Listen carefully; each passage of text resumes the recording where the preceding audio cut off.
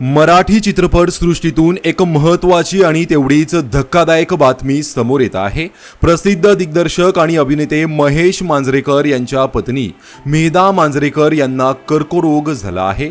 याबाबतची माहिती मेधा मांजरेकर यांनी त्यांच्या अधिकृत इंस्टाग्राम अकाउंटवरून दिली आहे।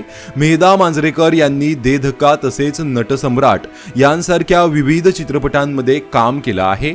अभिनेत्री मेधा मांजरेकर यांनी एक भावनिक पोस्ट करत कर्करोगावरील उपचारांचा एक महत्त्वाचा टप्पा यशस्वीपणे पार पडल्याचंही सांगितलं आहे।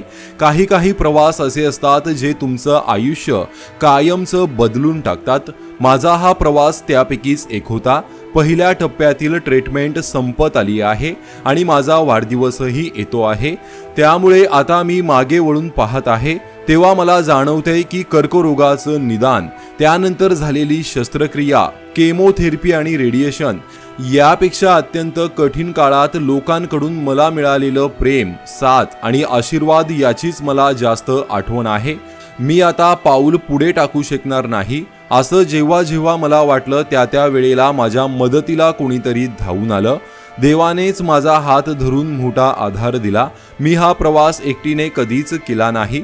माझे गुरु, डॉक्टर्स, कुटुंबीय, मित्रमैत्रिणी आणि माझे पती महेश मांजरेकर यांच्या भक्कम पाठिंब्यामुळेच मला हा कठीण प्रवास पार करता आला, अशी भावनिक पोस्ट लिहत मेधा मांजरेकर यांनी सगळ्यांचे मनापासून आभार मानले आहेत। एकंदरीतच मराठी अभिनेत्री मेधा मांजरेकर यांना कर्करोगाचे निदान झाले आहे आणि त्यांच्यावर सध्या पहिल्या टप्प्याचे उपचार पूर्ण झाले आहेत।